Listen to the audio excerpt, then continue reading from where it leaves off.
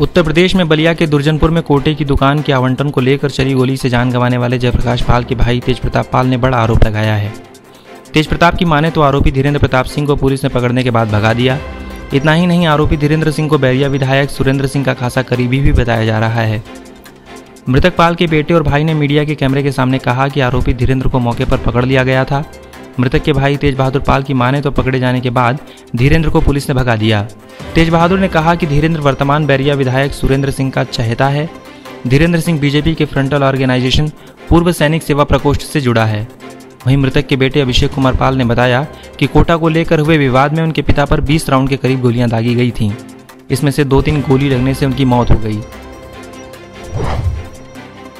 उत्तर प्रदेश के बलिया में अफसरों के सामने हत्या की वारदात से प्रशासनिक मशीनरी में हड़कंप है।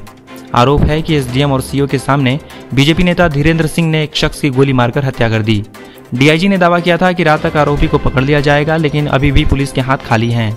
उधर गाजीपुर में भी लूट और हत्या की वारदात से गंभीर सवाल खड़े हो रहे हैं।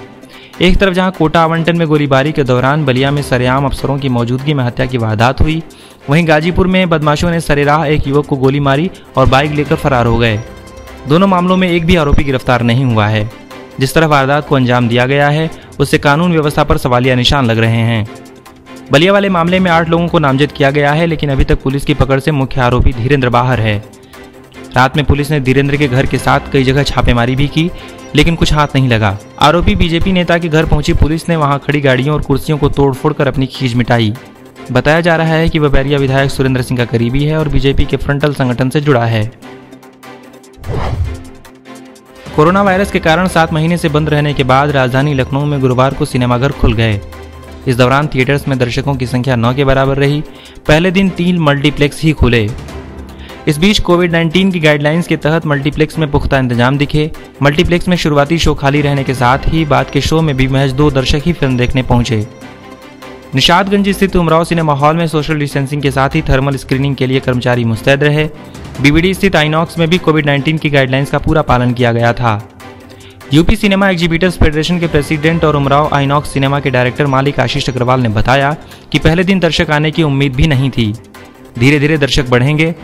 नोवेल्टी शुभम सिनेमा शुक्रवार से खुलेंगे। नोवेल्टी सिनेमा के मैनेजर राजेश टंडन और शुभम सिनेमा के मैनेजर दिनेश कुमार ने बताया कि पूरी तैयारी कर ली गई है और शुक्रवार से नियमानुसार शो शुरू किए जाएंगे। उत्तर प्रदेश के मुख्यमंत्री योगी आदित्यनाथ ने देवभाषा संस्कृत के उत्थान के लिए प्रयास शुरू कर दिए हैं। राज्य सरकार ने मानदेय पर बड़ी संख्या में संस्कृत शिक्षकों की तैनाती के आदेश दिए हैं। नियमित शिक्षकों की तैनाती तक मानदेय पर शिक्षकों की तैनाती कर संस्कृत स्कूलों के वर्क कल्चर में बदलाव लाए जाएंगे। सीएम योगी ने गुरुवार को संस्कृत स्कूलों को विज्ञान और प्रौद्योगिकी से भी जोड़ने के निर्देश दिए हैं।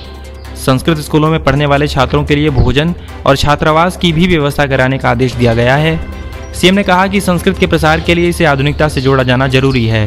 संस्कृत स्कूलों का सिलेबस ऐसा होना चाहिए जिससे शिक्षा को गुणवत्तापूर्ण बनाते हुए विद्यार्थियों का भविष्य भी बेहतर हो सके। उन्होंने कहा कि दुनिया मान रही है कि संस्कृत ही कंप्यूटर की सबसे सुगम भाषा हो सकती है, इसलिए संस्कृत विद्यालयों में पारंपरिक पठन पाठन के साथ साथ विज्ञान, कंप्यूटर और गणित की शिक्षा देना भी जरूरी है। यूपी के कानपुर में पुलिस ने अंतर्राज्यीय केबल चोर गिरोह के 3 सदस्यों को गिरफ्तार किया है। बीते सितंबर में कर्नलगंज थाना क्षेत्र से बीएसएनएल की लगभग 1400 मीटर केबल की चोरी हो गई थी। इसकी अनुमानित कीमत कंपनी द्वारा 60 लाख रुपए बताई गई थी। कंपनी की तरफ से एफआईआर दर्ज कराई गई थी।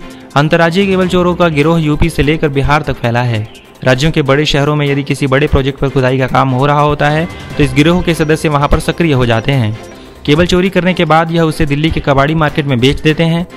एसपी वेस्ट अनिल कुमार के मुताबिक पुलिस ने सीसीटीवी और सर्विलांस की मदद से एक अंतर्राज्यीय केबल चोर गिरोह का खुलासा किया है। इस गिरोह के सदस्य दिल्ली और कानपुर देहात के रहने वाले हैं।